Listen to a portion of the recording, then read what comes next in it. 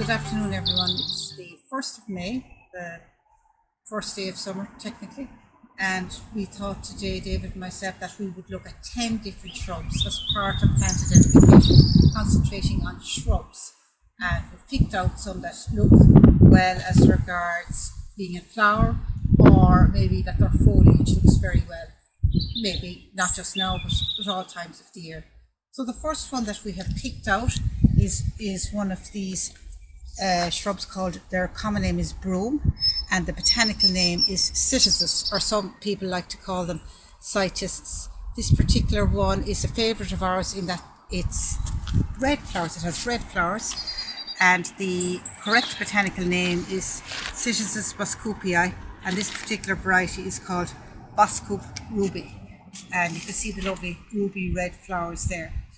So as regards the cytisus themselves, they are deciduous and the flowers come out virtually before the leaves. So they flower on mainly bare wood, but you can see that the leaves are beginning to come out now as well. They tend not to have very deep roots, so they can be actually a little bit prone to wind damage. The roots can get damaged and they can fall over. But having said that, you would get a lot of value out of them. They last a number of years. They grow about 3 to 4 feet tall. They're just coming into flower now. This is another summer flowering shrub. As I said, this is the 1st of May, and this is a shrub most of you will be familiar with. It has lovely yellow flowers. It's called Ceanothus praecox all gold is the variety. The common name is broom because it looks a little bit like a broom, as you can imagine, like that. If I turn it upside down, you get the idea. Lovely yellow flowers that flower on bare wood, and just coming into flower now. Doesn't have very deep roots, so can be blown over in a strong wind. It will go on for about another month or so, and it grows to about 4 or 5 feet. So this shrub is a climbing shrub. It's a clematis, which I can say most people are familiar with clematis. This particular one is called Clematis Dr. Rupel. Just came into flower here last week, the end of April. It's a lovely, lovely colour, as you can see it there.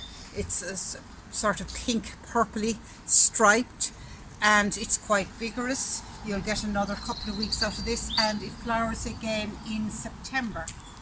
We have a lovely shrub here. It's called Daphne transatlantica summer ice is the variety. It's a cross between 2 different species, and it's really lovely fragrance, really nice. And as you can see there, the leaves are actually variegated. There's a number of different colours on the leaves. The flower is beautiful. They are pink before opening, and then whitey pink then when they open. This is a nice height. It's about 5 foot tall at the moment. They are semi-evergreen, in other words they are evergreen in milder climates, and then deciduous in colder climates. So here we have another early summer flowering shrub. It's called Choisya, dewitteana Aztec pearl. It's an evergreen shrub. Grows again to about 4 to 5 feet. It has just started flowering, and as I said earlier, it's the 1st of May today. So we'll get another 3 to 4 weeks out of this. Lovely, fragrant white flowers, and the leaves, as you can see, are narrow. They're narrow, and it's an evergreen shrub. So here we have a lovely late spring, early summer flowering shrub. It's called Ceanothus arboreus, and the variety is Trewithen Blue. It's an evergreen shrub, grows to about, I suppose, 8 to 10 feet tall, and the lovely blue flowers, quite fragrant actually. And the thing about these Ceanothus, they're beautiful colour. The butterflies love them.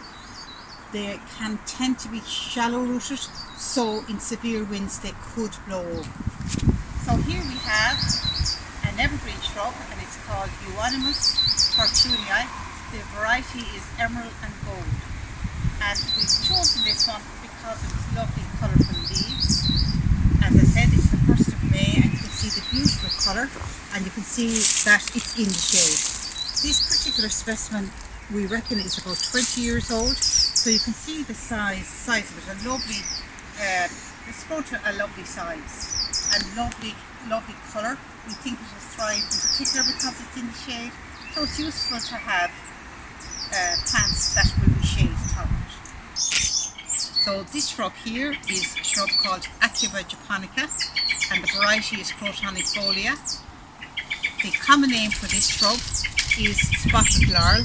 I'd say a lot of people would be familiar with this one.